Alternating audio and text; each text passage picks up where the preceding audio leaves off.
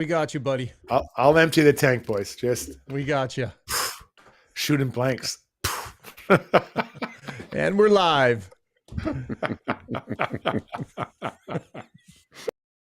Podstream is brought to you by Mr. Dirk. From casual wear to suits and formals, Mr. Dirk helps you find the perfect fit with the right look for any occasion. Step up your wardrobe at MrDirk.com.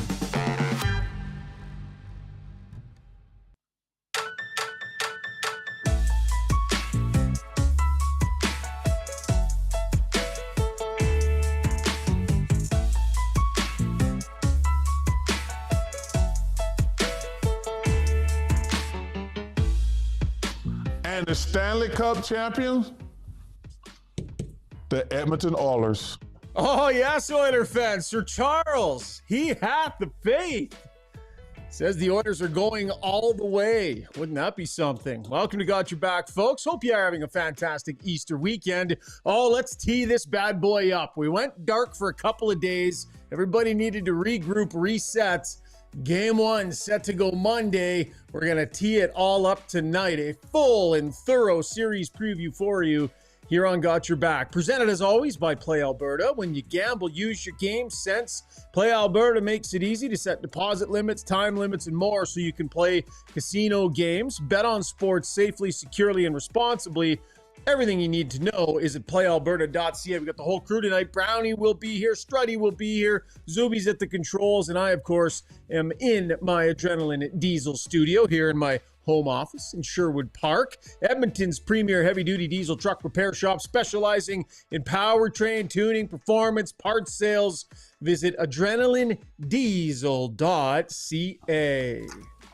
Oh, boys, I'm excited for this series. I'm excited for this pod tonight. Let's get it going. Oilers and Kings game one tomorrow night. But first and foremost, gents, how's Easter weekend going? Struds, you're a little red in the cheeks. You look a little spent. You look like you're in one tonight, buddy. How are we doing?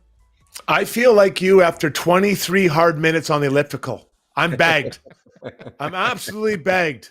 Struds is off to a running start, Brownie. How are you, Brownie? I'm good. I was on the ice for a few hours this morning, but then nice dog walk. Had way too much food for Easter dinner. Another dog walk. Watched some hockey. I enjoy Easter weekend. You know what? This break between the last regular season game and the first playoff game, I think it obviously benefited the Edmonton Oilers, all their injured players getting a couple days extra rest. But I think it benefited the podcast. I really enjoyed these last few days of having nothing, no Oiler games, no podcast, going to bed. I'd say going to bed at a normal hour, but there was a couple nights that we stayed up a little bit later. I've enjoyed this. So I'm ready to go now. I'm refreshed. Yeah, JL suggesting that Struddy needs a Pepsi, says JL. Sorry there, Struds. Just a suggestion from JL. I mean, light the candle, crack a Pepsi. Candles lit. I haven't seen Brownie this happy since they digitally remastered Lisa Loeb's greatest hit. You're absolutely fired up right now, buddy. I am. Is that Lefty Lisa? Isn't that what she was? Wasn't she Left Eye Lisa or something like that? Big fan. What Struddy lacks, what he lacks in energy tonight, he's going to try and make up for in one-liners. So that's 2 sentences, 2 one-liners from the big guy. I can't wait for the rest of this show. By the way, just needed to show this. That was the Easter dinner, and those you probably can't see it very well, but that is a significant portion of cranberry sauce right dead middle of the plate. Allowed me to distribute it through several other of the dishes.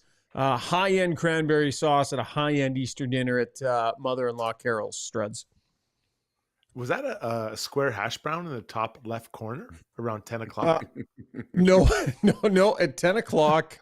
Oh, that's called, that's a Ukrainian dish. I can't remember the name of it. It's like kaleshna something, kaleshnahe or something like that. Can you spell it's that? Really good, though.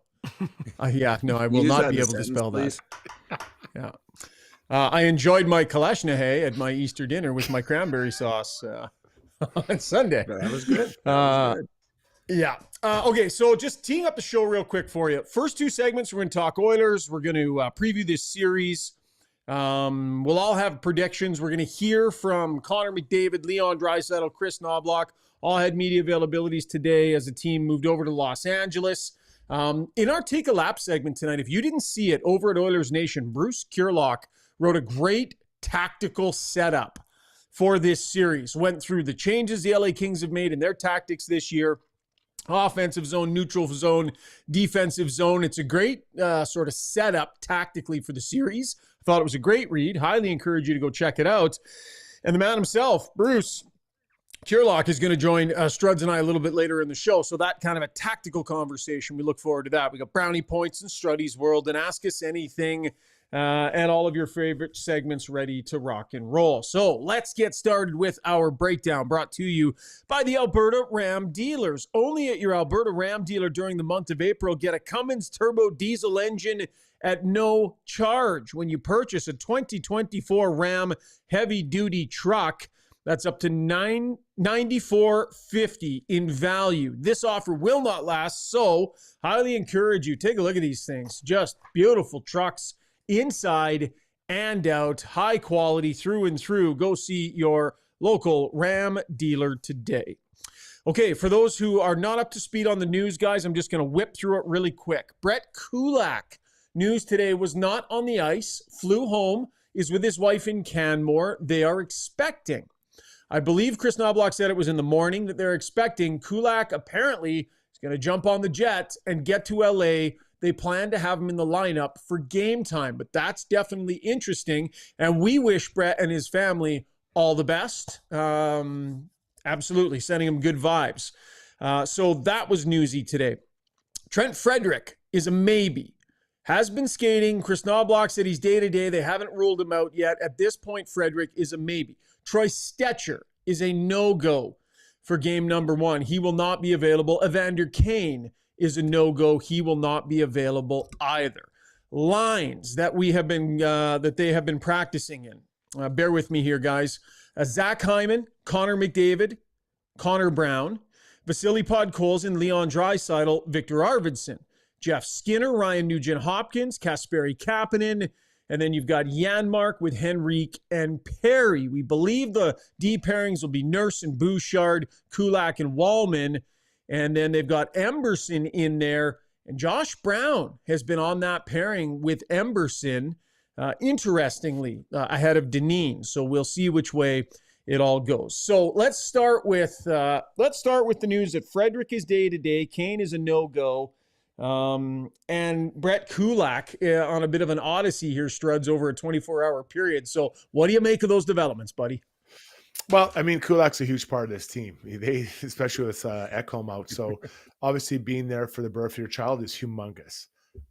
I'm guessing that it's been organized and structured so that Kulak will be there for game time. And the way he skates, I think he could skate from Canmore to LA and still play the game tomorrow night. So Kulak, I'm going to park that on the side of like, this doesn't matter. The Kane thing is interesting for me because he's been out for 10 months. And if he's unable to play game 1, but he's able to play game 2, 48 hours made a difference. And I don't understand how it works, but this isn't an injury that's recent. You know, you'd think that you'd know.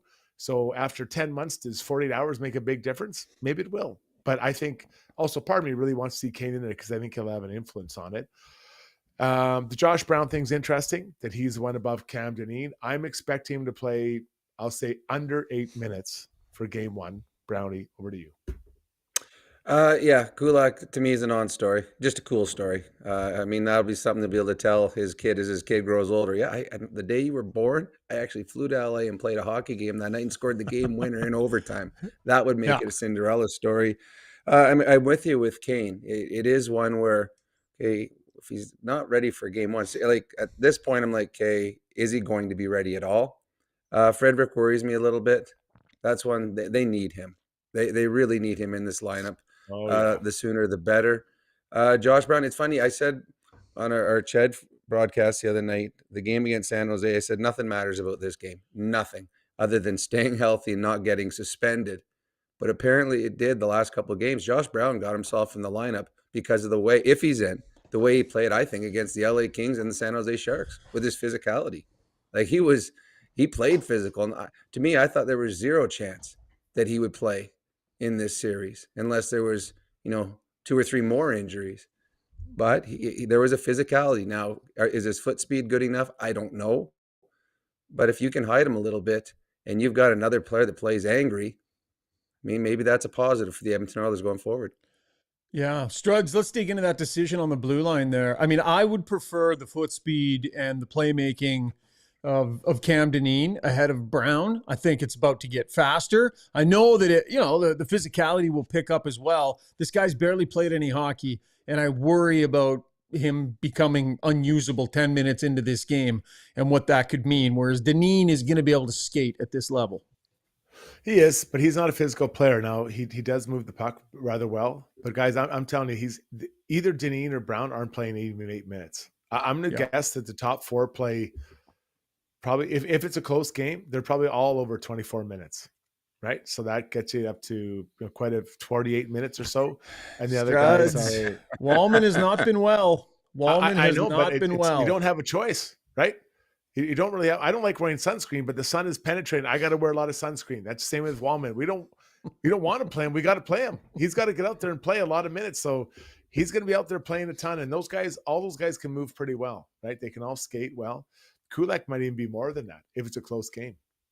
You know, this to me, there's so many things that hurt the Oilers without Ekholm in the lineup. I mean, he's a mountain of the man. He's the best all-round defenseman they have. He's made for playoff hockey. He kills all the big minutes in the game. All of those things are going to be missed by the Oilers.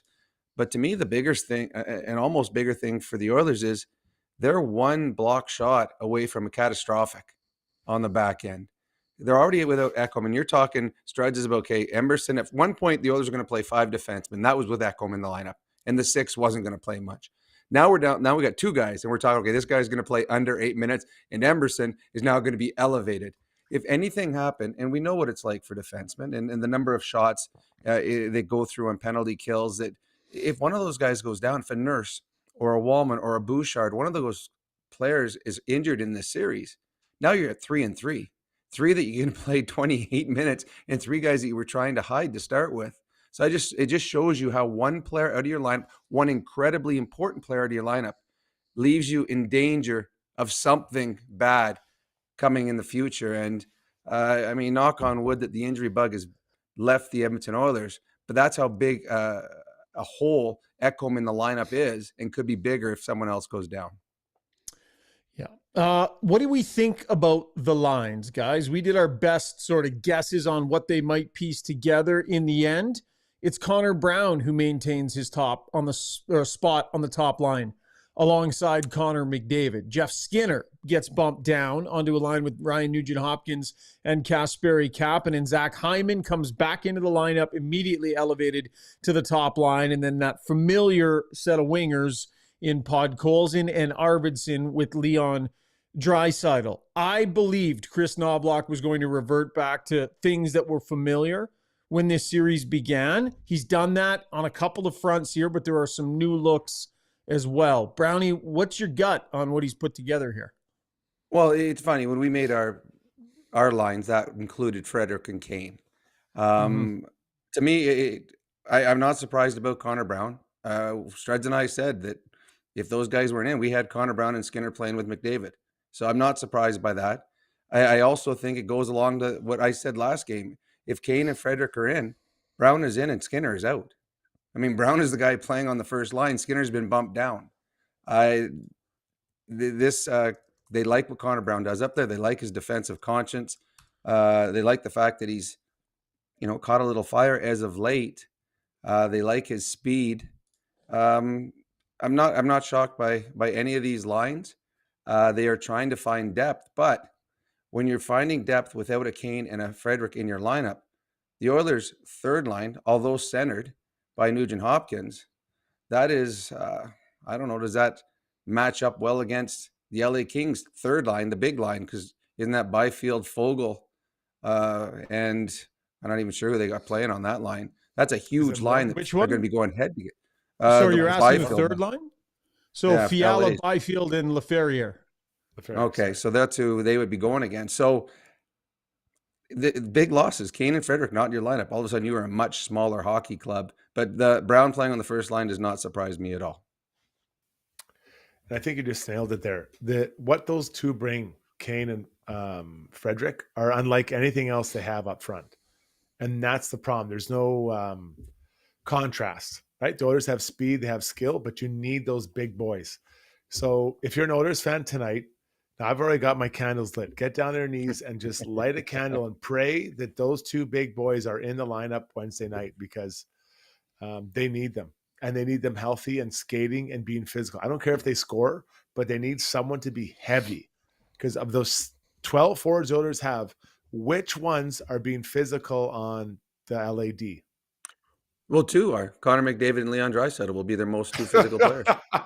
They will, though. That'll be who'll be their most physical players for the Oilers right now in their top It's 12. not ideal if those are your two guys. And I love it, Brownie. I love it. But, you know, it's like Mario and Ron Francis. That's not going to work. That's not going to work for us.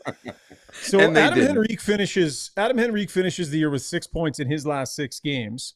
Playing some decent hockey to finish. Ends up on the fourth line center here. Now, I think they're going to want to give Corey Perry some minutes. So, I mean, I'm not saying that, you know, he's being underused necessarily, but he finished strong. I thought maybe he'd get a look on a wing if they were going 97, 29, 93. I thought maybe that'd be enough strength through the middle and they could bounce Henrique up. They're choosing not to do that. The other one I wondered about, guys, was like Jeff Skinner. There's a chance this guy might get shot out of a cannon tomorrow night. It's first playoff game in his life, first NHL playoff game. I kind of thought maybe leave him up there with McDavid. I mean, I think we know what Connor Brown is. Connor Brown's not a top-line player at playoff time. He's not a top 6 forward at playoff time. So they've kind of got him in there pretending to be right now, and I don't think it's going to last. I would have preferred to have seen Skinner start up with McDavid, given his situation. You can play Hyman over on where he normally plays. I would have liked that instead of Connor Brown. What say you, Struds? We've been saying that all year, but for whatever reason, Skinner is not loved by this coaching staff. And he's been pushed down. And I know, but what do you think? What do you think? I know what's happening. Think he should be up there. Think? I agree. Okay. He should be up there. I want him up there because I think it brings another element of depth to another line. But this coaching staff doesn't want it. And, you know, no matter what he does, it seems like he doesn't get the love from this coaching staff. And sometimes it's like that. Sometimes you don't understand why a player is always up higher. Why is he up on the line? Because the coach likes him and trusts him. Yep. Then it's the other way too. This guy hates him, right? They just don't like him. So I think we have to look at it through the eyes of the coaching staff that they, for whatever reason, they don't believe in this player. I believe he will have a moment in these playoffs, especially if it goes past the first round. Yeah, but to me, shouldn't be surprised. I mean, this isn't even a talking point anymore. We talked about this in November, that Skinner was not going to play. I said in November he wouldn't be in this lineup on game 83 if they were healthy, and he wouldn't have been, no matter what he did. He was. But that doesn't make it not a talking point, Brownie. I think he should be there. Struds thinks he should be there. We're going to talk about it if we have no say in that. I know, but we're opinionists. So give your opinion. Stop telling me what the coach has been doing all year. Tell me what you think it should be. Well, I've said all along I would have had Skinner in the lineup, but he's not going to be. So it doesn't really matter. He knows. It does. Would you rather he be on that line? Yeah, but there's something they see more than we see. There's something that when they break down the games, they see that he is not a good fit for that team in the top 6 or possibly in the lineup. So I'm going to defer to him since he's the guy that's taken a team as a coach to the Game 7 of the Stanley Cup Finals, and I've coached my son's Bantam AA team to the provincial the provincial finals. So Skinner, I like Skinner, but the coaching staff doesn't have the trust in him. I believe, and this is my opinion, they feel that they can score enough with what they have, but they want to protect against defensive lapses, and they trust other players defensively more than they trust Jeff Skinner. And let's be honest here too. It's not like they bounced him down to a fourth line. Like, he does have Ryan Nugent-Hopkins on that line with him. And maybe the two of those players, maybe they can find something together. So it's not like he's been banished to the press box or to the fourth line. But I guess the question I have is, if Frederick can play, who's coming out, fellas? I think it'd be Kapanen first. I think Kapanen comes out. If Kane and Frederick both plays, it'd be Kapanen and Skinner. But I think he's higher than Kapanen. I agree, but you've talked about it, Shaug. I believe that Frederick can play pretty much anywhere, right? He can play everywhere except D. That's where elite athletes play. But I think that what would happen is that I had a D-man camp this week, and I was telling how great D-men are all weekend. So I'm hyped up. But I guess what I do then, Skinner left wing, Nuge center, and then Frederick on that right wing, it changes everything. That line looks completely different with him on there because people are looking for the big man coming down the wing. And that opens up Nuge and Skinner to do what they do, which is dart in and out, use their speed, use their skill. The problem for Skinner is he doesn't. Yeah, the problem for Skinner is he doesn't play on special teams. So that's his problem. So you're never going to pull out Connor Brown ahead of him because Connor Brown penalty kills. Skinner plays no power play and he doesn't kill. So it's like he'll get lost in the shuffle. So there's another reason when Kane gets back and Frederick gets back that Skinner, in my opinion, will be the guy that'll be out along with Kapanen. Yeah, could well be. Unless there's an off chance that the Oilers start using one of their skill guys. If the Kings are going 5 forwards, you can see the Oilers really wanting to jump on that early, see if they can't burn them early and get them to shy away from what they're comfortable with. First penalty kill, they go 5. I would put Connor McDavid on the ice. Really? I would just at the put beginning? the fear of God in them. Very first one. Very first one. They got 5 guys. We've seen Connor McDavid. I don't know if you noticed, he's unorthodox when he penalty kills. He really doesn't follow any kind of structure. Really? So you notice as a player, when you're on the power play, you know what the penalty killers are trying to do. McDavid doesn't do any of that, and he'll go to all 4 positions. But I think I've been on a power play as the top guy, as a defenseman, and you look up and you're like, oh, that guy's out here. That guy's so fast. I hope he doesn't get the puck. Kempe, it will be hesitation in your game if you see Connor McDavid coming out. So I would do it the very first one just to send a message. All right, this is what you're going to do. You might see Connor a little bit more. But Brownie, but hold on, Brownie. That's the type of coaching that got your son's U11 Division C team within a game of the provincial championships. It was U15 and we lost in the finals. But I would have done that still too. I would have done that still. No, seriously, Connor McDavid out there. Send a message. I like it. I do like it, Brownie. When he goes over the board, you just say, you can be anywhere you want out there, just not in any shooting lanes. Just don't be in any shooting lanes. Anywhere else you want to be, go get it. Be the Zach Chastain of getting out of the way of shots. Yeah, but every other team in the NHL uses all their best players penalty killing. I just watched the Leafs play today. I don't Marner, get it. Matthews, Tavares, they all do it. They're all smart. They know how to put themselves in the right position. But so do the Kings. I got no problem with The Kings do it too. The Kings all the teams players. Do. All Everyone's the teams just sitting on the bench. Mm-hmm. Yeah, I think it's good that the Oilers have gotten away from that. I think it's good that their top guys don't do it. But in this specific situation, if you can burn the Kings early with this, oh boy, now they're questioning their entire existence as a 5-forward power play. Now you're forcing them to adjust or to face, it's a way to throw them off guard. I don't think McDavid's going to hurt you on a penalty kill. He might definitely hurt them. Okay. We're going to get to more of a fulsome series preview, offense, defense, special teams, goaltending in our next segment. For right now, though, Struds, let's get to our relentless player of the night. Lots of other action. Playoffs started last night. Some great results. A couple of games already in the bag tonight. So lots going on out there. Our UCAN Youth Services Relentless Player of the Night. Mental health is the foundation for growth and success and the key to thriving, not just surviving. So make sure you visit ucan.ca where they fully support their youth and getting them back up and running and into the workforce. ucan.ca is the website. Struds, we should give it to you because you're pushing through tonight, considering your severe fatigue, and you've brought it in this first segment. So honorable mention to you tonight, sir. Thank you, and I appreciate that. And I'll accept that participation award. But when I'm going to go with Mitchell Donovan Marner of the Toronto Maple Leafs. I think that he learned a lot at the Four Nations Cup. And I think that he learned what it's like to be just the guy and what it feels like to be in those game sevens. 3 points tonight. I think we have to recognize that from Mitchell Donovan Marner. He was excellent in that game. Incredibly talented, a lot of pressure. There's pressure in Edmonton on their superstars, way more pressure in Toronto because of the failures they've had before.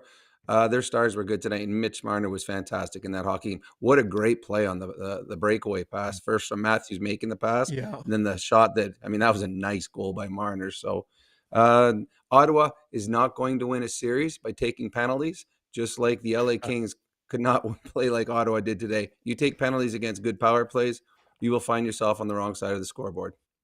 Yeah, even strength, they were pretty good, especially in the first half of that game tonight, Struds. Like, they were right there. Most of the shot share, the zone time. Ottawa's right there if they can just smarten up a bit. Yeah, it's that energy, right? That first game, I think that's what Travis Green will say. Hey, guys, okay, well, I get it. You want to play, you want to come out hard, but we have to manage the game as well. You can't win the game every shift. Interesting point here. Davin says, what if they're holding off playing Kane and Frederick to avoid the possibility of losing two forwards in one game? That's interesting. I wonder if they would stagger their returns, Brownie, just to be sure. Great point by Davin.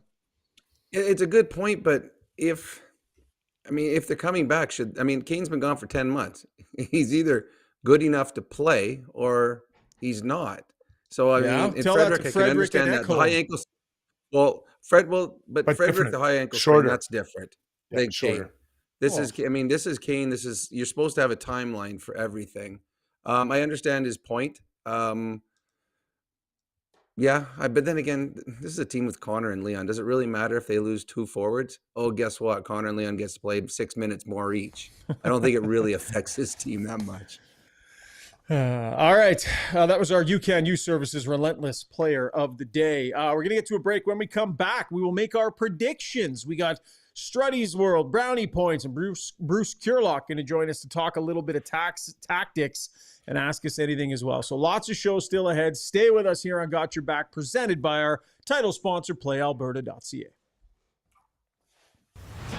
With over 18 years in the industry, Kelly Zaretsky and her team at Blue Summit Accounting deliver client-focused solutions and financial guidance for success in a simple and comfortable way. Whether it's for corporate or personal needs, Blue Summit Accounting can help with taxes, estate planning, financial services, bookkeeping, and more. Get in touch today. Email bluesummitacct@gmail.com or call 780-416-9662. Ready to go all in this season? Mr. Dirk's got you covered with express on-site tailoring, a wide selection of craftsman-made suits, sport coats, and casual staples for every occasion. Score big with Mr. Dirk. We've always got your back. Visit us off White Ave, south of 102nd Street, or browse online at mrdirk.com.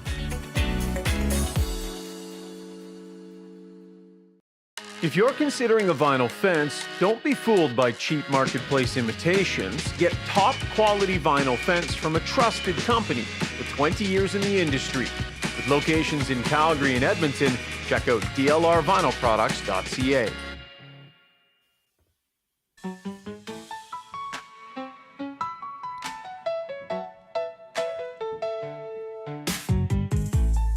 All right, time now for takeaways brought to you by Martin Motorsports. It's almost boat season. Martin Motorsports has a massive sale on pontoon boats. I've been down to the shop multiple times, and I always gravitate over to the pontoons. I always end up sitting in the pontoons with my feet up, picturing myself out on the lake, cruising around with family and friends. They're spectacular. Swing by one of Martin Motorsports locations in Edmonton, Calgary, Saskatoon, or Kelowna to view the pontoon inventory, or you can check them out online as well at martinmotorsports.ca. Okay, gentlemen, I'm going to start this series, segment with the idea that Chris Knobloch's kind of floating out there, and maybe it's true. The idea that the Oilers would be considered the underdogs heading into this series. We know where they finished in the standings. The series is starting in LA, so obviously LA finished higher. But Edmonton has also beat this core group 3 straight years in a row. So are they really underdogs? To the East Johnson Soundbox, here's Knobloch. Playing a team that a lot of people believe's a stronger, more powerful team. We're not going to... Not that we walked over them before. Certainly, a lot of people are thinking it's going to be a lot more difficult for us if we are even to win. For our team, we're fine being an underdog, underappreciated. We've got some good players, but that's fine to be the underdogs.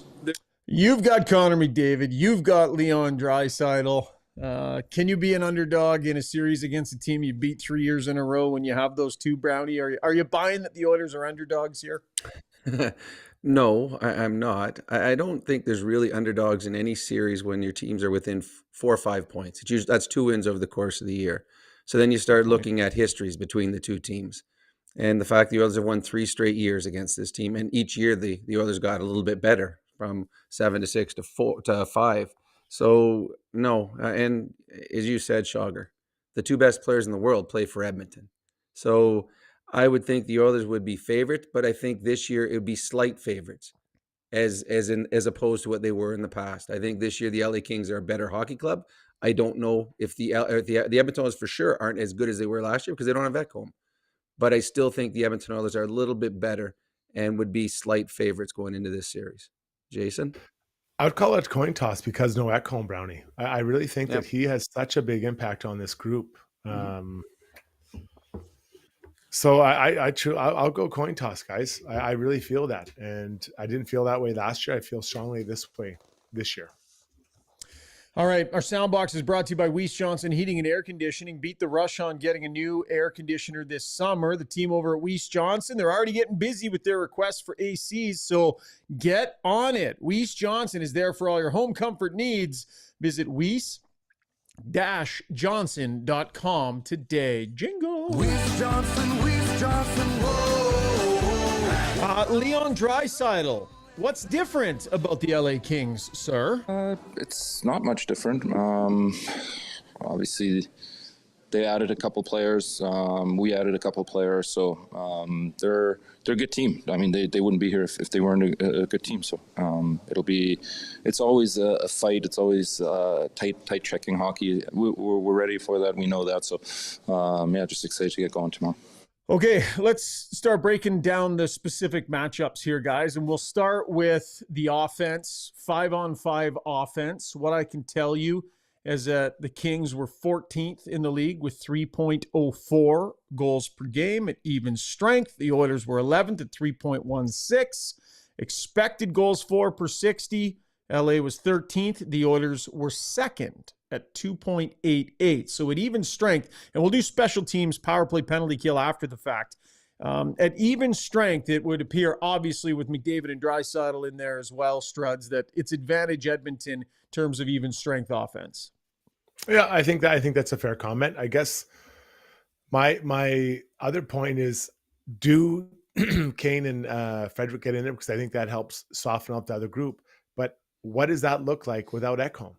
How much does not having Ekholm in the group affect those numbers and that ability to get up? Because now that's 25 minutes a night you don't have, and they got to spread that amongst the other D-men, including guys that may be more suited towards 5 and 6 spots. Well, I'll leave the Ekholm part of it till we start talking about the defensive side of it. But offensively, I even throw out the stats you just said, Schauger, because what we've found is Connor and Leon get better in the playoffs, and most players don't. So the Edmonton Oilers we've seen, and it's proven year after year after year that Connor and Leon's offensive prowess is even better come playoff time. They're almost unstoppable. So to me, it is a huge advantage 5-on-5 offensively for the Edmonton Oilers. So Kevin Fiala, 35 goals. Adrian Kempe, 35 goals. Fogle with 24. Byfield, real nice season for him at center, 23 goals. Kopitar had 21. Laferriere with 19. Trevor Moore with 18. That was the bulk of the goal scoring coming from them. To me, Fiala is interesting, guys, because this is a fairly high-end offensive player who, hasn't really been able to do it, produce goals in the playoffs.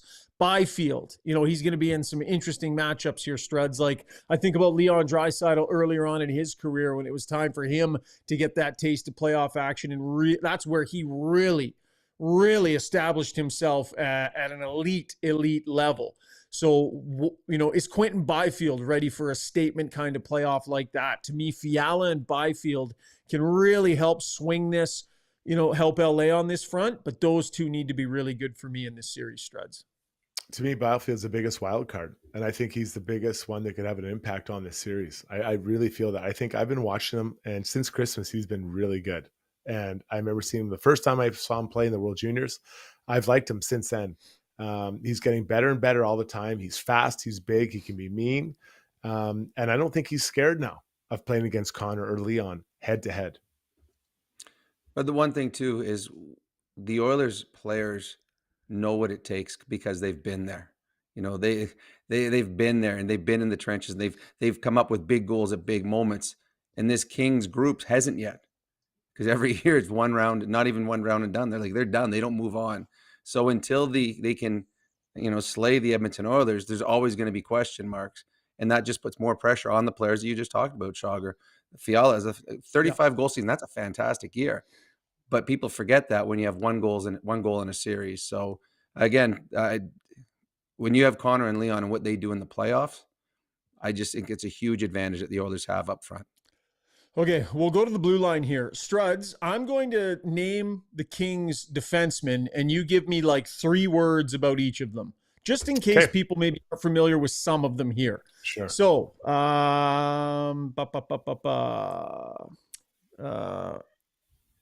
where is it? Anderson?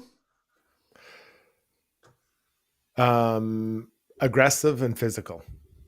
Okay. Doughty, I think everybody knows. Gavrikov. Positionally sound, smart. Defensive defenseman. Spence. Yeah. He's more I guess, little puck mover, decently defensively. He'd be like Stetcher. To me, he's like Stetcher. Yeah. Good call, Brownie. Yeah. Edmondson. Yeah, good one. Heavy masher, trying to make things ugly and just mash it up everywhere. Lots of experience. And Brant Clark. Poor man's Doughty can be exposed. Yeah. Okay. So that's how they line up back there. We all know the Oiler blue line pretty well. From a defensive standpoint this year, this wasn't all that close. The Kings, one of the stingiest defensive teams in the league. 2.48 goals against per game, was second in the league. Expected goals against, 2.15, first. Top spot in the league. So in terms of the quality of shots they give up and shot attempts they give up, best in the league in terms of the expected goals against. The Oilers were 11th, and in goals against per game, they were 14th. So Brownie, to me, and this is, if the LA Kings are going to beat the Oilers, it's got to be through this strength in their goaltending, obviously, but this is clearly advantage LA. It is, and this is where the LA Kings, they may lose a game 6-1 in this series, but they're going to try to win every game 3-2. And it may be in overtime. It may take 2 overtimes. They're going to try to win the close games, and there may be a couple blowouts that, all right, we'll forget about those. In the next game, we're going to win it 2-1. So defensively, they are a better team than the Edmonton Oilers and have been all season long. And that's not just on their back end. That's just the way this team plays. They are a very good defensive group from top to bottom. Depending on the minutes Oilers allocate to their D-man, that could be a real advantage for LA because the Oilers' top 4 could get tired by game 6 or 7. If you have guys kind of wearing them down, knocking them down, getting physical with them, the Oilers don't have the same depth without a couple guys out. Well, and these numbers that I'm citing here, guys, they had Ekholm for a big chunk of the year. Like, this gets worse for them without him. This matchup defensively gets way worse for them without him. So Struds, how many more goals per 60 are the Oilers going to have to potentially score to make up for the loss of Matthias Ekholm, just because of how well he does on the penalty kill and defending? And, they're going to have to be even higher octane because it's a huge loss. Oh, probably the worst loss you can have. And Brownie said it before. Of all the Oilers, he's probably the guy that you don't want to not have the lineup. And it puts pressure on the Oilers because on the road, you can't get the matchups. So how many times are you starting Josh Brown, like just off a face-off? Because as soon as Josh Brown goes out there and you have the home ice advantage, you're like, oh, hold on, what? Well, who was that? You're sending out whoever, right? Your top lines. And he's got to play against somebody, but you'd rather do it in the flow of play. So that's harder again, especially in the second period, to get him out because the changes are so wonky. So I might have exaggerated when I said 8 minutes a night for Josh Brown. So it puts more pressure on the top 4. Well, where the trouble too in those matchups is on an icing. And all of a sudden we see how many times where the opposition ices the puck with their third or fourth line out there, their second or third pairing. And all of a sudden, look, here comes Connor and Leon together. And all of a sudden you're on there. Emerson and Brown are out there, say with the third line or fourth line of the Oilers, they ice the puck by mistake. Here comes Kempe and Kopitar. or here comes Fiala, and you're going head to head against Brown and Emerson. So this is again where the Oilers could get themselves into trouble with a third pairing, and could become catastrophic if one of their top 4 guys gets hurt anytime in this series. Can we wrap our head around the fact that I think we would all agree that Josh Brown, Troy Stetcher, Cam Dineen would all play ahead of John Klingberg, who's, by the way, is healthy and an available player for this coach. He's ready to go, like Knobloch said it the other day. That is how poorly this has worked out for them, Struds. It's a tough pill to swallow. That's kind of your D-man acquisition, 1.7 mil or whatever it was. That's a tough one. So, you reevaluate, I guess, after the year about what we saw and what you didn't see. And it was a risk. We all said it was a calculated risk. I mean, it was if it worked out and he got back to his form, it would have been great. But it obviously hasn't worked out. So now he's far down below some of these guys that you've outlined. And I mean, there's nothing you can do now. You got to hope one of these other guys step up, Brownie. Yeah. But that's shocking, though. Seriously, like what we saw in Klingberg, Klingberg still was playing up here, and Josh Brown was down in the minors. We still think Josh Brown is a better option than Klingberg. Do you guys think that? Yeah. I think Klingberg has. I mean, yeah, he's barely played, man. And I know Brown has too, I guess, but you might be down to 5 defensemen 4 shifts in with Klingberg. Yeah. It just his movement. It just isn't there. It's just he doesn't turn well. No, defensively he doesn't move.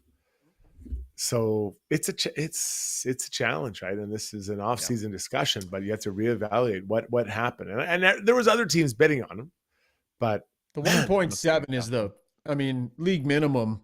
Sure, low risk. It's the 1.7 where you're like, huh? That was the part where what? Why did it have to be that? He hasn't played in forever.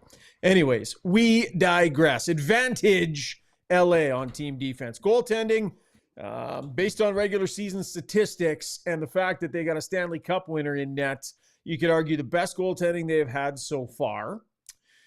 And definitely advantage LA, I would say. Does anybody want to put up any sort of thought about Skinner and how close maybe he can make that, Brownie? Well, I mean, Skinner could get hot, but if you had your choice and a fan poll, I think it'd be overwhelming on which way the fans would go. Darcy Kemper, his numbers are close to Hellebuck this year. You look at his goals against average, his save percentage. He's put up an incredible season. He just hasn't played as many games, and he's won a Stanley Cup. And so, I mean, to me, Skinner, he could outplay him. He 100% could outplay him. But if you're betting and you have to mortgage the house on it, you're going to say that the LA Kings have significantly better goaltending. Massive underdog. This matchup, goalie versus goalie. And I think that there's a chance he surprises. And I think that's the story he's got to get his head. Listen, I haven't had the season I wanted, but I can now respin my tale coming into the playoffs. And no better way to start with a former winning goalie, with a guy with an amazing season. And I can retell my story. If he has a good first round, it respins the whole story for him. Well, think about it, guys. David. Yeah, go ahead. Skinner could, and if the Oilers, we expect or hope that the Oilers win the first round, Skinner could go back to back against Stanley Cup winning goaltenders. Yeah. He's got Kemper in the first round. Aiden Hill would be the second round if Vegas gets by the Wild. So back to back. So it's not an easy road for the Oilers or for Skinner if you go the comparisons between the goalies and that are in the playoffs right now. Well said. To the Weiss Johnson soundbox, Connor McDavid, what say you about Kemper and the goaltending over there? Every goalie that goes in there seems to play really well. So obviously Kemper's a good goalie. Had a great year. He's won a cup before. He's a different goalie, but the team identity is still the same. Okay, so we'll go advantage LA defense, advantage LA goaltending. Let's get to special teams. So the Oilers' power play this season, Fairly pedestrian 12th at 23.7%, considering what we have come to expect from them. LA, 18%. They were 27th in the league. They made some changes, and I believe it did get better towards the end of the season, but 27th overall. The penalty kill for the Oilers, 78%. They were 16th. LA, 8th at 81%. I'm going to give the advantage to the Oilers here because they just have a phenomenal power play when they click, and when they go nuclear, I would expect them to. And I don't think LA's penalty kill will have an answer for those guys if they truly heat up the way they can. And I think that shifts the entire balance of this thing potentially. Brownie, what do you think? 100%. The Oilers special teams are last year, it got them to the Stanley Cup Finals. Not just their power play, but their penalty killing. I know that the LA Kings are going to be much more aggressive on their kill. They have to be, because it was absolutely horrendous the way they played on their kill last year, being passive against Connor and Leon. It was just, here you go, have another shot on net. But even aggressive, I just don't know if you can stop the Oilers' power play come playoff time. Big advantage for me. Special teams goes to the Oilers. I truly think the Kings are going to say we can't take penalties. I really think they'll try to be maybe less physical, because they don't want that to be a storyline through this series. Sorry. So you don't think that they'll be playing their star players super hard, aggressive, scrums after the whistle, trying to draw them in, get those guys off their game? Like, you feel like it'll be a fundamentally maybe less aggressive style, Struds, in an effort to stay out of the box?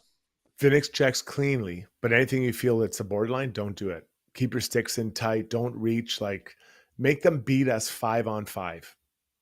And the other thing too, to go with that, is any team in the National Hockey League that plays against the Oilers, taking a penalty or in a scrum, going off 4-on-4, that's giving the Oilers a power play. Yeah. Having Connor and Leon 4-on-4. So scrums are stupid for every team in the National Hockey League. The Oilers love scrums. Okay, you're going to take one of ours. Let's go 4-on-4. Here comes Connor and Leon and Bouchard on the ice. So I think the LA Kings have to play whistle to whistle. If they start playing after the whistle, to me, that's a huge advantage to the Edmonton Oilers. All right. So there it is. Prediction time, gents. I'm going to, I'll say it first. This is a frustrating one because it's the easiest one by a mile to say this number of games. You're not saying anything about how you truly feel. You're hedging your bets. It's kind of pathetic, but I truly believe that this will be the way it goes. I think the Oilers are going to win in 6.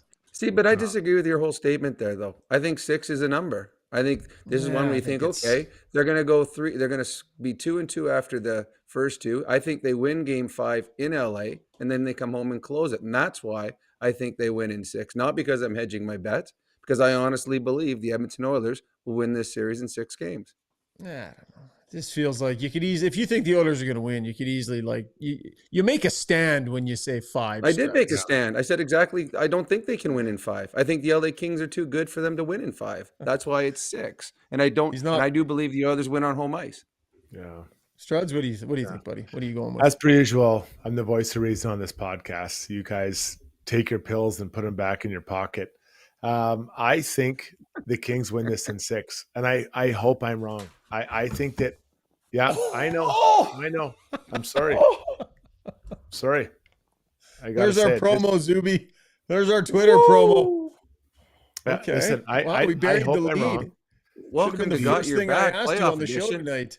This year, we only have Rob Brown and Ryan Rishaug for the remainder of playoffs. Jason Strudwick has now moved to Los Angeles. Struddy's mentions are going to be on fire. Wow, someone's got to get the pills to squeeze. It's just me and Scuba Steve.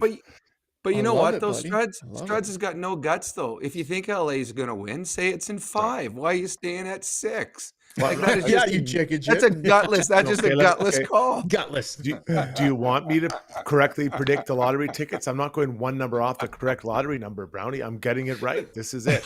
Let me explain. There you go. I agree with 6. Let me explain why. There's a couple things. Okay. Yeah. Number 1, Drew Doughty's in, Ekholm's out. That's a big difference from last year. Darcy Kemper is feeling it. Darcy Kemper is feeling it right now. Where Stuart Skinner's game is right now is still up in the air. We'll know tomorrow night.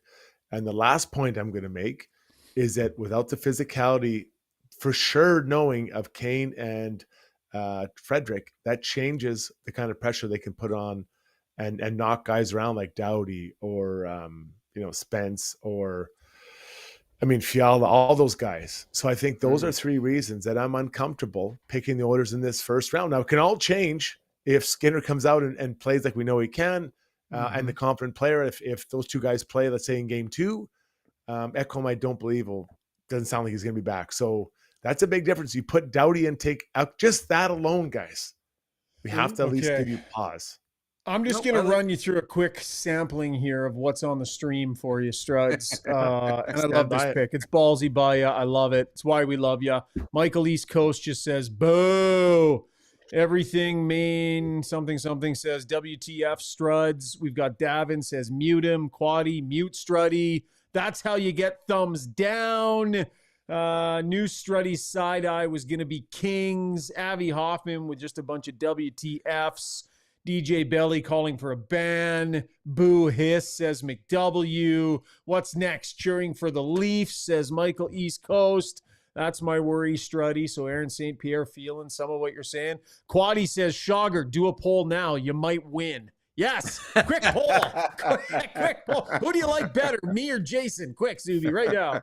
No, guys, I can only be honest, and I've been trying to talk myself in the other way. But those three things, if Oilers fans, if that doesn't keep you up tonight, then you're not being honest with yourself. I've got to be completely honest. Everything you said, Streds, I agree with all the stuff you said. I always have a hard time betting against Connor and Leon. That's right. There's so many things that so many things that the LA Kings are better at than the Edmonton Oilers. There's so many question marks with the Oilers, whether it's goaltending, whether it's injuries, how are they going to be able to play without Ekholm? Is Bouchard the same player without Ekholm? All of those 100% should lean towards the LA Kings. But my only thing is, I've just watched Connor and Leon so much, 100%. and I know what they're like in the playoffs. I just can't bet against them. Now, if the Oilers don't have Ekholm and they play in the next round against the Vegas Golden Knights, well, now that might be something different. But to me, until LA proves it can beat Edmonton, I just can't. And by the way, just to clarify, we're not on here as fans. I mean, there's other pods that are for that. So, Struddy, I love the fact that you went with what your brain told you there. I think it's a bold prediction, and I think it's gutsy, and I like it. I actually was going to say the Oilers in 5 for all the reasons Brownie just said. You got McDavid and Draisaitl rested right now, and they know the value in getting series done quickly. And I think we could see these guys, their numbers are insane. 3 years versus the Kings, McDavid's got 36 points in 18 games. Draisaitl's got 17 goals and 30 points. I think they're going to do the exact same thing again. And I was going to say they dispatched them on the strength of those two in 5, but for a lot of what Struddy said, I say 6. So love it. Great predictions. Quickly, before we wrap up this segment, let's get to our DeBoer's Golf Shop and Fitting Center YouTube poll. Golf season is here. Dust off the old clubs and get ready. New grips, new driver, grab a whole new set. DeBoer's Golf has you covered. Locally owned and operated. They have been in business for over 25 years, and they're ready to help you play better golf. So time to upgrade. Go see them. 53rd Avenue, 99th Street at DeBoersGolf.com. Zuby, we need your prediction, and we need our poll, my friend. Oh, gosh. My whole world is rocked right now. I understand all of Struddy's points. And, John Cena won his 17th world championship tonight. So my whole world is kind of turned upside down. But I feel my gut feels bad as a fan. I'm worried about this series, but it is the McDavid Draisaitl factor for me. So I'll be bold and I'll say the Oilers in 5. I'll take them in 5. They steal one in LA. And then they run the table after that and snuff them out. That'll be my prediction. Right, I'll be a true fan in this case. But I don't feel good about that prediction. I want to. It's what I want to happen. All right, here's our poll question tonight. Which of these players will have the greatest positive impact in round 1? Your choices are Jeffrey Skinner, Victor Arvidsson, Adam Henrique, or Connor Brown. Who's going to have the biggest positive impact for the Oilers in this first round series against LA? I'm gonna go with Arvidsson, playing against his old team, playing with Connor McDavid, or playing with Leon Draisaitl. I don't know. I'm with Rishaug. I'm not sure how long Connor Brown's going to stay on the top line. So I think Arvidsson will hang with Leon for quite a while. So I think Arvidsson will be the guy. I went Skinner. I just think he's going to have a moment. And maybe this is, the underdog in me that I just want it to happen. Take it with my heart, Brownie, on that one. I'm not going to lie, you old dog. Okay, get your votes in. Get your votes in, and we'll go over the results coming up a little bit later in Ask Us Anything. All right, time for a break. When we come back, Brownie Points, Struddy's World, and Bruce Curlock will join us to talk some tactics here on Got Your Back, presented by Play Alberta. At Gallery Dental, we believe in blending exceptional care with artistry to create the perfect smile for you. From routine cleanings to advanced cosmetic procedures, our team is dedicated to providing top-notch care in a relaxed and comfortable environment. With state-of-the-art technology and a passion for perfection, we ensure that every visit is a positive experience. Join the Gallery Dental family and let us help you achieve a smile that you'll love to show off. Contact us today at secolanddentistry.com.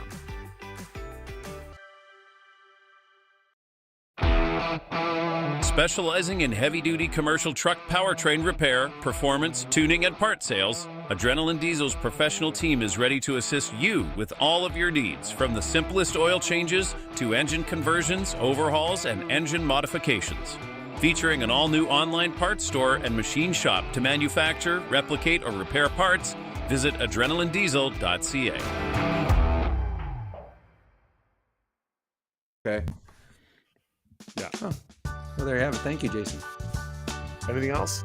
I'm on fire tonight. You've answered all, Mick. You are on fire. All right, guys. We're back on air now. Time now for Brownie Points, brought to you by Hamel's Premium Jerky. If you're craving bold flavor and unbeatable quality jerky made with prime Alberta beef that's made and sold right here in Canada, look no further. Their April special, $97, gets you 3 pounds of jerky, and as always, free shipping Alberta-wide. And every purchase of the April special gets you into a draw for some Got Your Back merch. Visit albertajerky.com to see more. Brownie, let's get to Brownie Points. All right, let's start with, I got 3 Brownie Points to the Avs' Nathan MacKinnon, who chose to rest down the stretch instead of chase a scoring title. MacKinnon sat out the last 3 games of the regular season, losing the scoring title to Nikita Kucherov, but looked fantastic last night in his first game back, scoring 3 points in the season opening win in Dallas. So I love the fact that Nathan MacKinnon understands regular season and awards that way are one thing, but Stanley Cups are something completely different.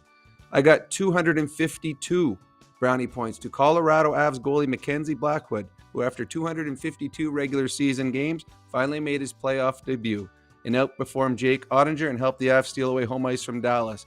An unbelievable mid-season trade for the Colorado Avalanche. That's why I had them beating Dallas and I have them beating the Winnipeg Jets. Mackenzie Blackwood is for real. I got 4 Brownie Points to the Carolina Hurricanes, who shocked the NHL with a huge trade for Mikko Rantanen, only to trade him a few weeks later away. But the trade pickups by the Canes combined for 4 points and were a huge part in today's win over the Devils. Logan Stankoven had 2 goals. Taylor Hall had 2 assists in a 4-1 Hurricane win. I've got 21 Brownie Points to the NHL Superstars. Scheifele, Connors, Morrissey combined for 8 points in their game. McKinnon and Makar combined for 4 points. Marner, Matthews, Tavares, Nylander combined for 9 points. You need role players in the playoffs if you want to have success, but you do not win playoff games or playoff series unless you have your superstars playing like superstars. All 3 of these teams, they won their first game on the backs of their superstars. And finally, I've got 100 Brownie Points to the NHL playoffs. We are only on day 2 of this year's edition of the Stanley Cup playoffs, but what we already knew is that the NHL playoffs are 100% the best playoffs in pro sports. No trophy is harder to win than the Stanley Cup. And those are my Brownie Points.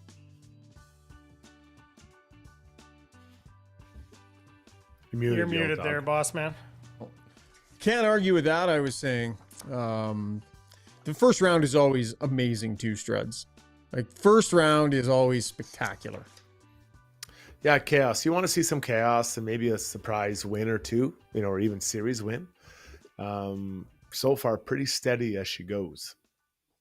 Mm-hmm. And one of the other things too, the Winnipeg Jets, last year it was complete failure, and their superstar goaltender had a complete meltdown in the first round. He let in 3 in the first half of the game against St. Louis yesterday, and I'm getting text, oh my God, Hellebuyck's doing it again.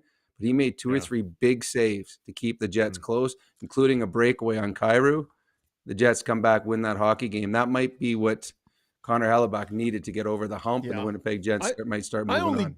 I only disliked the first one. Like, he got beat clean over the glove side. The other one was screened. I didn't hate, maybe one of those 3, because I was kind of thinking the same thing, and I took a closer look, and I was like, he can't be sitting there feeling bad about all 3 of those. But having said that, you're halfway through the game. He's already given up 3, and you're thinking, last year he gave it, was it 7 in game 1? You're halfway there. Fair. But the save he made on Kyrou on that breakaway, I mean, that was a great game. That was good hockey. The St. Louis Blues came out and played. That's going to be a good series. All right. Time now for our least popular segment on the show tonight. Struddy's World. Roll the animation, Zuby. Nobody wants to hear this. When you make a mistake, heads should roll. It's not right. And I'm here. Someone has to put their foot down. Now that I say it out loud, it does sound a little crazy. Gotta look good.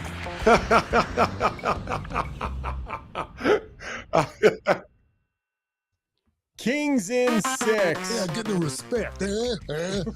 All right, time now for Brownie Points, brought to you by DLR Vinyl Products. As Alberta's #1 vinyl product supplier, DLR offers top quality materials to build a fence or deck that won't rot, fade, or fall apart. If you need a skilled contractor to take care of the job or want to do it yourself, they can hook you up with everything you need. Canadian owned and operated. They are my brothers. They are both picking the Oilers in round 1. Visit them online at dlrvinylproducts.ca. Buzzkill, over to you. It's always exciting when you can challenge yourself to be greater than you ever been. And I did that today. I had a hockey camp, and I had 6 hours of ice times. I went to go out this morning. I had a certain outfit on, and I brought a change of clothes, I thought, to the rink to change into. I wasn't there.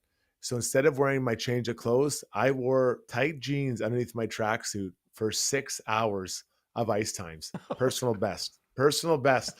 I don't know that anyone will ever break that again. Even my niece, I pulled my tracksuit off. She's like, oh my God, you have jeans on? I'm like, yeah, and they're tight.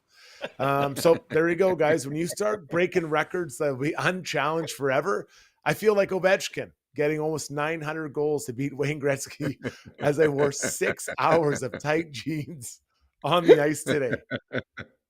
People, Jason, at a certain point, Jason Ovi Strudwick. It's a question of hygiene by hour 2 or 3. Hygiene? Yes. What do you mean hygiene? Okay, I don't understand the hygiene one. Sweaty and greasy and you've never seen us coach. You've never seen us on the ice. We don't sweat, Struds, and there's no sweating. I get cold on ice. I've got to do a couple hard laps between each one to warm up again. It's funny though. The only two people I've ever seen that wear, like, I go down, I wear long underwear and I wear my sweatsuit. The only people I've ever seen wear jeans are Struds and Fernando Pisani, who I've been on the ice with tons too. They come in jeans and they just slide their sweatpants over top. Yeah. It's got to be the most uncomfortable thing I've ever seen. And when Struds plays in the 3-on-3 games, or the 3-puck game, he moves like he's wearing tight jeans in some of those games too. It's true. It's not like I have leather pants on, Shogger. Still, 6 hours skating around on the ice with your super tight jeans and track pants over top. Yeah, Michael East Coast says super swampy is what his suggestion is. I'm not like this. It's not Michael good. Probably has a bad stride. He's probably got a short, choppy stride. He's got to work hard to get sweaty. Not me. Mine's long. I look like Seabiscuit out there when I hit full stride. And what do you like? The jeans got to go straight into the laundry, though, right? You're not re-wearing these tomorrow, right? Like you're gonna. I don't want to reveal too much, but they're on right now, and they're looking good. They're looking real good. Jogger, you missed the point. You've never seen us on ice. We take one stride every 10 minutes. It's not like we think the game well, right, Jason? We think it. We don't have to move. JL says Struddy's jeans probably look like his pillows after the 6 hours. Yeah. Oh boy. All right. JL. That I guess that was Struddy's World. Brought to you by DLR Vinyl Products. Okay, Brownie, you get to go, but we are going to crush it tomorrow night. Can't wait. Post-game playoff pod. I know you're going to bring it.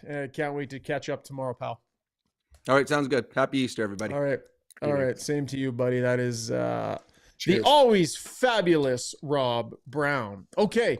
We've kept him waiting way too long, so we're going to call an audible here, and we're going to get to our Take a Lap segment brought to you by Acon. If you're a skilled tradesperson or construction professional looking for work in Western Canada, they want to hear from you. So fire your email address is trades@acon.com. That's trades@acon.com. If you're a skilled tradesperson, a construction professional, you want to work for a great company that you know is going to take great care of you, make sure you send that resume to trades@acon.com, building what matters today, one of Canada's original industrial contractors. Okay, we've had him on the show a couple of times. First time we've had him on camera. Yeah. Bruce Curlock, who always does such a great job writing over at Oilers Nation on their prospects and on tactics. Bruce, we're totally thrilled to have you on Got Your Back, pal. Thanks for joining us. Well, happy Easter to both of you. Good to see you guys, I guess. Yeah, well, it's great, man. It's nice to see you. You've joined us a few times over the years.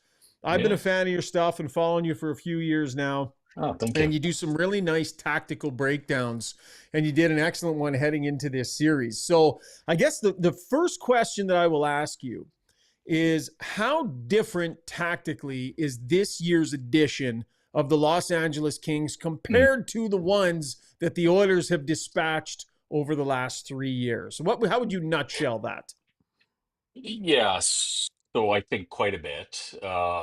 And where it, begins and ends really is their neutral zone play that from this year to last year, or even years with Todd McClellan. They ran a trap, a 1-3-1. The whole idea was to slow the game down, create dump-ins, win games 2-1. They've gone away from that. They play a 1-2-2 now. I think it fits their team better. It's a very fast forward group, 1 through 12, quite frankly. They live and sometimes die, which we could probably talk about, off the rush. And they create a lot of that in the neutral zone by being just a little bit more aggressive than they have been historically. Offensive zones the same. Defensive zones a little bit different. They're a little more. Oiler fans will. I wrote about this today, and Oiler fans will hate this term, but they get a little swarmy. They get down into the corners, all five of them, and it has some gives me some shivers from some past times with Edmonton, but uh, but the main difference is in the neutral zone. They're I wouldn't say much more aggressive, but they're certainly more aggressive than they ever have been in the three previous go rounds here with the Oilers. So how does that challenge the Oilers as far as them coming up, a team that likes to use their speed through neutral zone? Yeah, so I think it's an interesting question, because I think that for the top two lines for the Oilers, I don't know that it's relevant what another team plays. If we're going to keep Draisaitl and McDavid apart, and it looks like we are, those guys are neutral zone, structure breakers, regardless of what you play.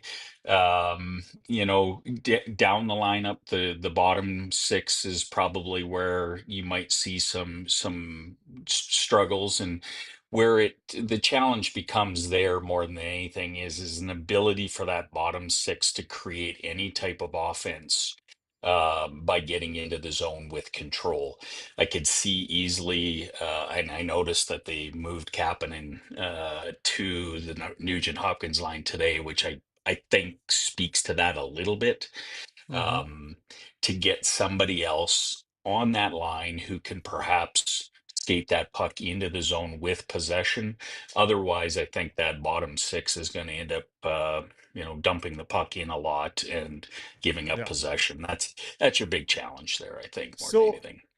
Just to let people visualize a little bit, we talk about this, 1-2-2, 2-2-1, 2-1-2. Yeah. Like, so when we're talking about a neutral zone system, picture Darnell Nurse set up with the puck, controlled possession behind his own net.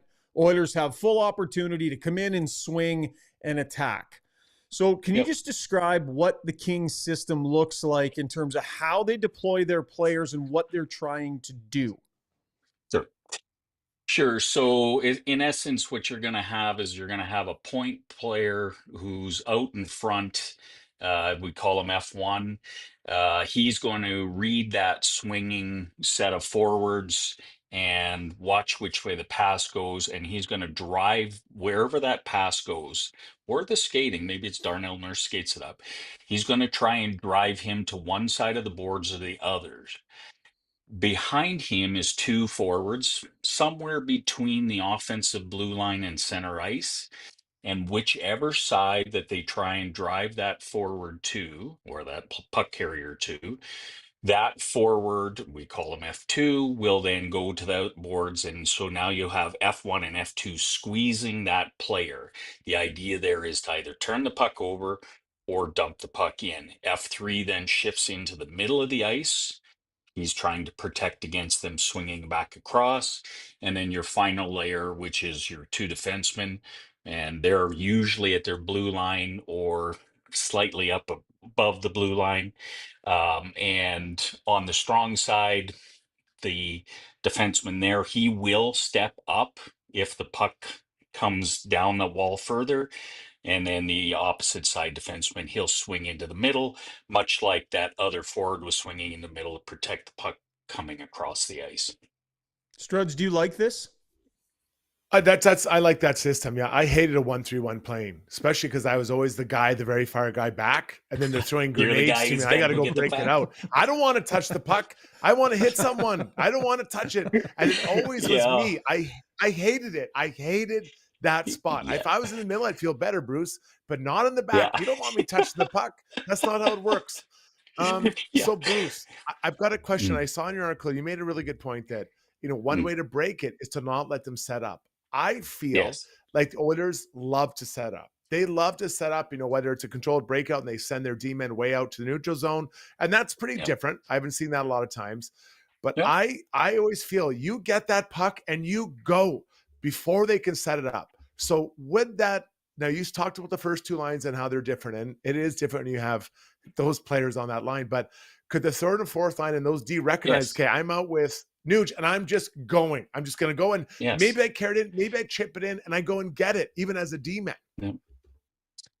So I think that's an excellent point, and I didn't touch on that near enough in the article. One of the things, and I heard you guys talking a little bit earlier more about the Kings maybe running around and being physical and stuff. They're not going to do that this year. They don't do that. I've watched them enough this year. They put less pressure on, so it should allow for that type of a play to happen right away. Where the defenseman just, I mean, unfortunately, he's not in the series, but Matthias Ekholm was a master at that. Going back, scanning behind him, and then as soon as he got to the puck, 180, and it was up the ice. And if you take one thing out of his play and, show that video to these six defensemen that are going to play, that's the one. And I agree with you 100%. That is the way, that is the best way to break this for sure. Jinsey Ruse says, excellent discussion here, gang. J-Dog says, love this breakdown. And then Jinsey asks, where does Bruce write? So his content is on OilersNation.com. Our good friends over at Oilers Nation has been writing there all year. Lots of prospect articles. Pays a lot of attention, you do, Bruce, to Bakersfield. And then this tactical playbook. And you'll do debriefs as well after each game. Is that not the plan, to sort of talk about what you saw tactically?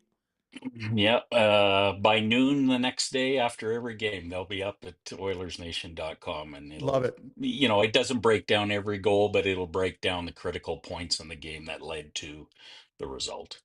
Yeah. So I don't want to steal your thunder. I don't know if you're planning on writing anything, but we do have some asking you for your prediction. Are you willing to make that here, or? Oh, for sure. Yeah. I mean, All right. I have a lot of trouble with this series. I'm going to be very honest with you. So does Struds. Yeah, be careful, Bruce. They'll turn on you. No. this is so I would say this. I'm sorry, Strud. I'm going to get right in your mentions too after I'm off. Love it. So my thing with this series is, and I wrote these two parts, but I didn't speak to a third part, was there's the center play issue with Quentin Byfield now playing in essence 3C. That's different than last year for sure. Now, I don't think this will get the LA King fans really upset. I don't think they're that much deeper than they were last year. I keep hearing this a lot from them, but I mean, Fogle for Arvidsson, Kuzmenko's there, and I think Byfield was playing with Kopitar. They had Pierre-Luc Dubois. I mean, he's not chopped liver. So they're a little bit deeper. Byfield's broken out a little bit, and I could see why people get excited about it. Kemper worries me a little bit, Kemper Skinner. But why I'm going to pick Edmonton in 7 is I think Edmonton gets healthier as this series goes along, especially at the forward group. And I think that makes the difference. And I think, Trent Frederick will play a role in this series. I think there's a chance Evander Kane can play a role in this series, but certainly Trent Frederick. And if you put Trent Frederick in that top 6 and that moves everybody down one strata, that's a really deep forward group. And I think they will. The other part, which is really going to thrill Kings fans, not sold on this defensive group, right? They're high. You have Doughty Anderson, McDavid had, he had lots of success against them. He did. And then they're hiding Spence and Brant Clark. Not hiding. I don't want to, disrespect, NHL defensemen, but, they are clearly, they're putting Gavrikov and Edmondson as opposed to together. They're separating them. And I think that's designed that they don't want those two kids playing together.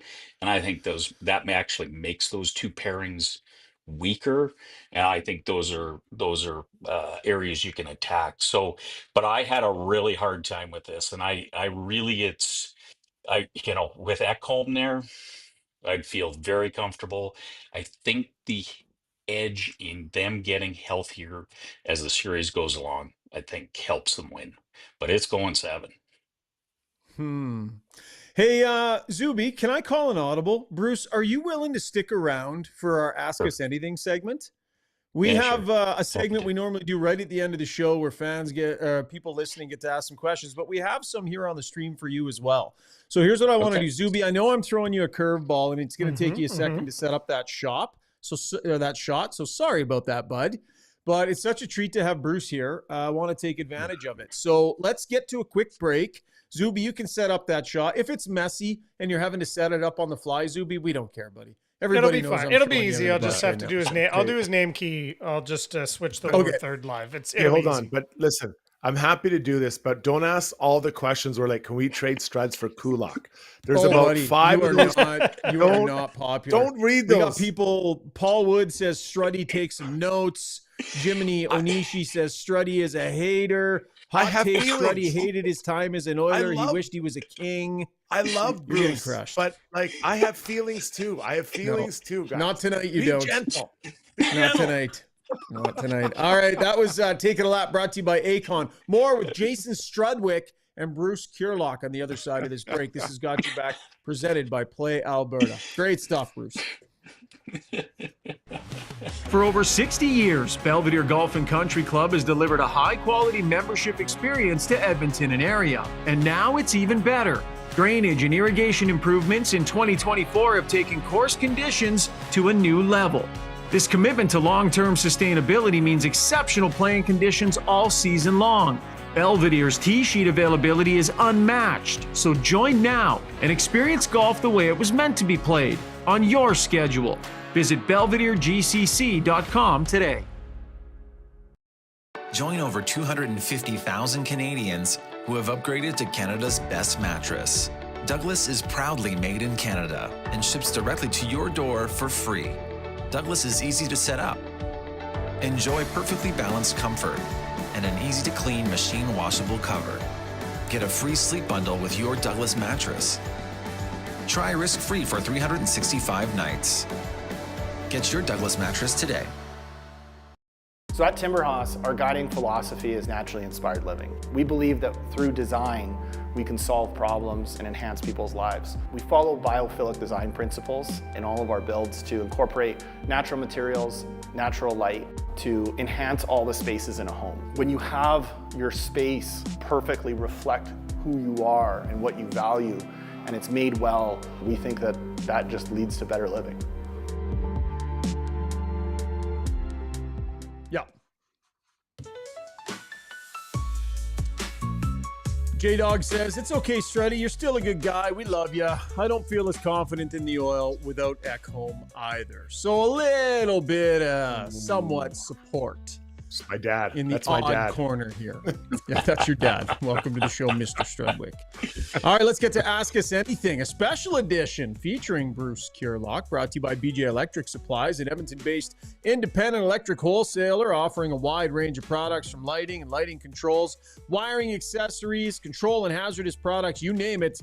They most likely have it, serving electrical contractors working in Alberta's oil and gas, commercial, residential, and OEM sectors. Check them out at bjelectric.ca. So quite often, Bruce, we have Brownie hang around for Ask Us Anything, because what it provides everybody an opportunity is for me to shut the hell up for a segment. So we'll let you and Struds dig in on the bulk of these, and we'll do a few minutes here of questions coming in on the stream. Zuby? I just have to say, I wasn't going to bury Struds at all, but he's even got under the skin of Sherry Frazee, one of our most positive commenters. So disappointed with you, Struddy. She's got capital letters in there. She's got capital letters in there, Struds. That's a lot of O's in the boo. You know what would be really devastating if Northern Farm Girl came over the top with no emojis and just a stern message for Struds. With no That's my girl. emojis. Yeah. That's my girl. All right, let's get to this here. Polly asks, Curly, are we going to see the oil taking the body, or does the knob formula leak into game one? Yeah, it's not a physical team, right? I mean, I don't know that. I mean, Jason would be much better to speak to this than I am, but pretty tough to change the character of a team. The way they played through 82 games, and this was mostly the same team. You're going to have Trent Frederick at some point. He will take the body for sure. But other than that, I don't see this as a team that's going to go run around and hit a bunch of people. I think they play, a skill, offensive, back-oriented type game, and I just don't see them changing that methodology. Yeah. No, I'm with you. And I think that adding those two guys does change it, because I think Evander Kane is going to do whatever Evander Kane wants to do. Yeah. And I think that's a positive. Like, I think if he can get in this series and get after Doughty and not even, to slow them down, just to send a message like, we are going after you. And I think that's an important one, because that's what we've seen him do. And he does do it.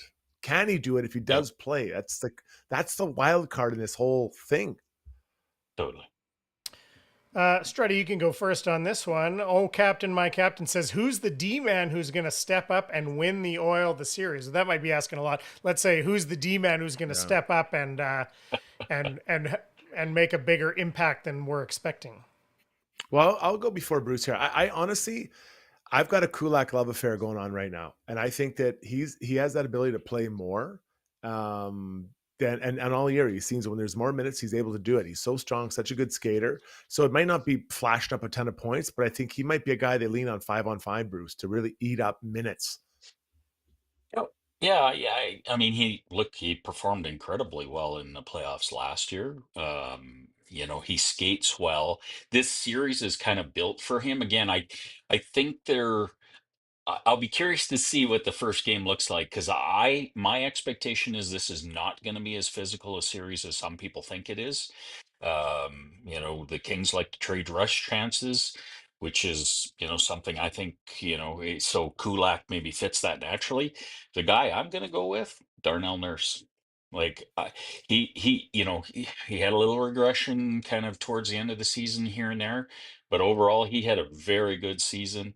This series should fit him very well. And I don't just simply mean defending off the rush, but I mean actually taking the play to the Kings offensively, carrying the puck, getting up the ice. I highlighted this in my article today. Man, I would love to see him on the weak side, up the ice 3 or 4 times a game. I think he could really have an impact. There's one defenseman on this team that can make a significant impact on this series, and it's number 2. To me, what he can do offensively, what he's shown he can do offensively, and if he can buckle it down in his own end, it has to be 2. Of all of their D-men, it has to be 2 for me that finds the level he was at last year. Sorry, I had to chime in on that one.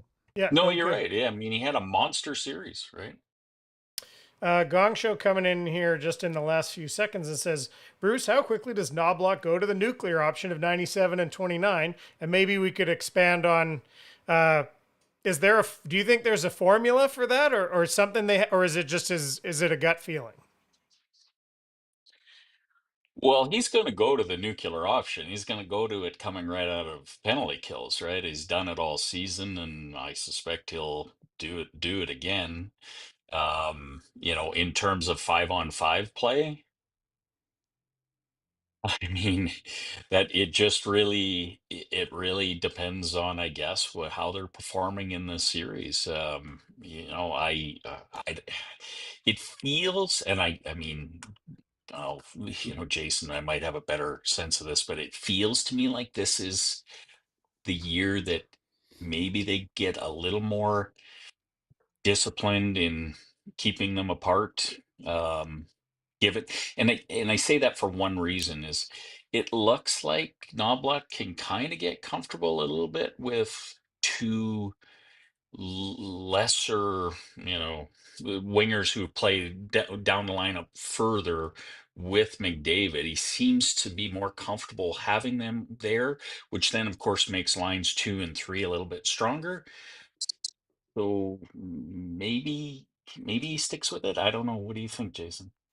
Yeah, it's a good point. And I can't remember if it was Rishaug or Brownie who brought it up that if they do go to it, maybe the guy isn't Hyman there. Maybe it's, Frederick or someone else, right? That now, to your point, it still bolsters some offense on those other lines because it feels like when they go to it, lines 2 and 3 are pretty thin on offense. And I'm not sure that's the best idea. So maybe, I don't know, it might have been Rishaug. I don't want to take it. I don't know who it said. But one of you two said it. They've always landed back on the same line against the LA Kings. It's happened. It happens all the time. So I would say the first game where they're down by a goal in the third period, it'll switch, and then it probably won't switch back for the rest of the series. It's just what happens. They go nuclear against the Kings, and they stay nuclear against the Kings. I think that's the way it'll end up being.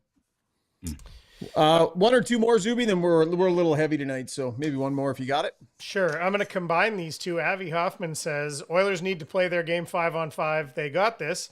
Aaron St. Pierre says, special teams will be huge. Oilers need massive possession numbers and ozone time, and they will need to take advantage of the power play chances. So I guess the question is, where do you think this series is going to be won? What's going to be more important, 5-on-5 play or special teams? Is there going to be a lot of special teams play, Struddy? I don't think that. I think that the Kings, they don't want to take penalties. They don't want to put this team on the power play. So I think they'll play it hard. Like that Fogel's, he's heavy, but I wouldn't say he's super ultra physical. But, I think Mikey Anderson, that may be a guy who might have a chance to really rock someone. He might just take a step back, right? For that reason. So I think they'll play hard, but they're not going to go over the line, Bruce, because they don't want to feed what has been an absolute killer for the Oilers against them in those past 3 series. Yeah, I agree with that. This isn't again, you've got Kuzmenko and Kempe and Fiala and players like that. I mean, yes, they'll play hard. Yes, they skate Yeah. up and down the ice. Yes, they'll bump into guys, but they're not going to run around like, like we saw tonight with the Ottawa Senators and cause a lot of grief. I mean, and whether it's intentional to avoid the penalty or not, I just don't think they're going to do it. And so I guess my answer to the question is it's probably going to be at 5-on-5 because I mean, the penalty calls in the early part of this playoff year look higher a little bit. So maybe there's that just anyways, but I think it's 5-on-5 is going to decide this series. All right. By the way, buddy, have I been saying your name wrong this whole time? Someone pointed out on the stream, they said it's Curlock. I've been saying Curlock. Yeah, whatever. Just call me. Call me No, whatever. you just didn't call come me. over the top and No hammer me respect. for that. No That respect. was unacceptable. Hey? It's fine. Yeah. It's No, fine. it's not. Yeah. Is he I saying think he Bruce called right? you.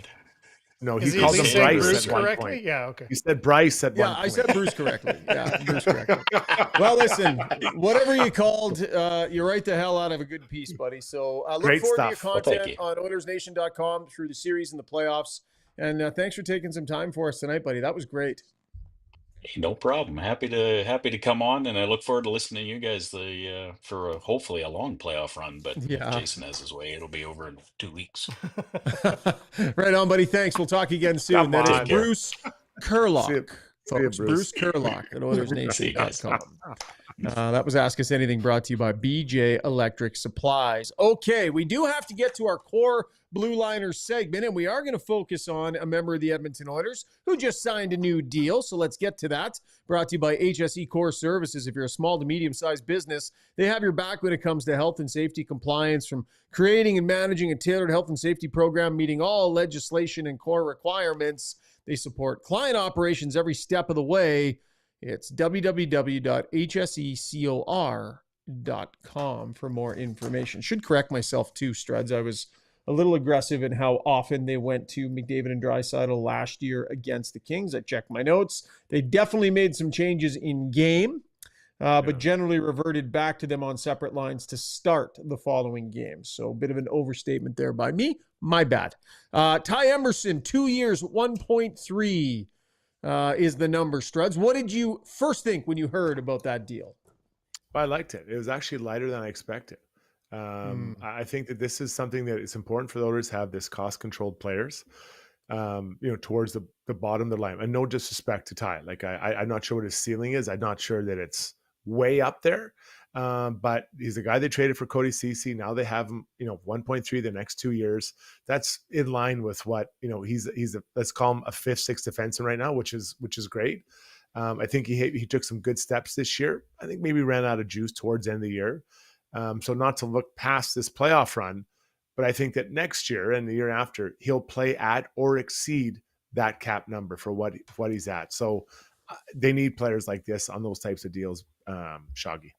I think there was a negotiation earlier on this year, and I can't help but feel that maybe a bit of money might have been left on the table.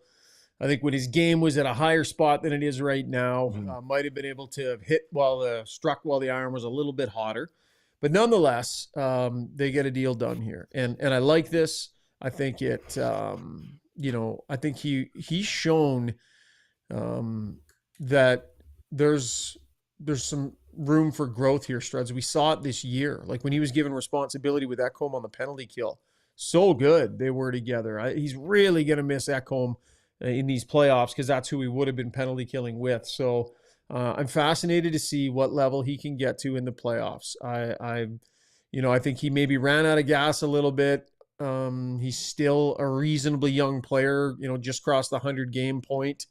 So I'm really interested to see what level he can find in these playoffs. To me, I've been really interested to see what Podkolzin and Emberson are capable of in the playoffs for the Oilers here. I can't tell you how much it's different after a full year in the NHL. It's just so, like everything, just knowing the routine, the pace, the rinks, everything, and what I need to work on. So I think that after a year, and again, not to look ahead of this playoff, but I think he'll be not way different, just more mature next year. And at this price range for 2 years, yeah, show me what you got, kid. Yeah.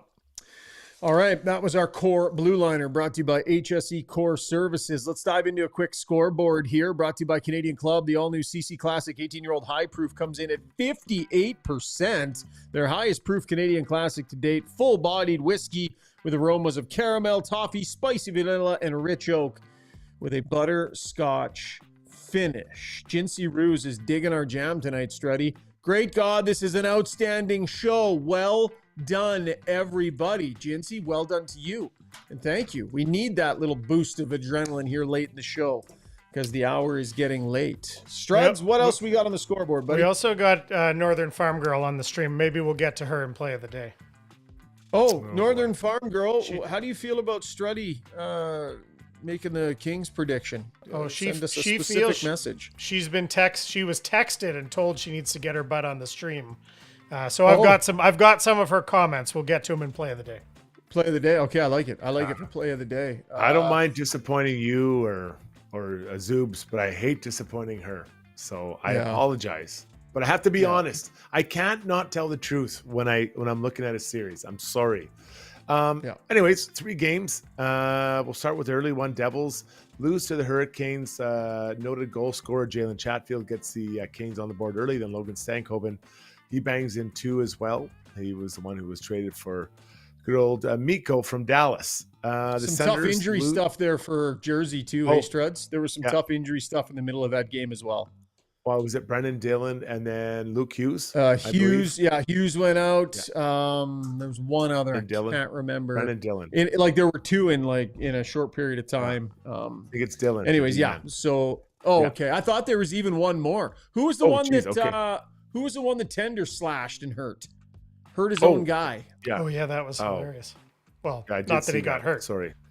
Anyways, that's right. So injuries continue to pile up for the Devils.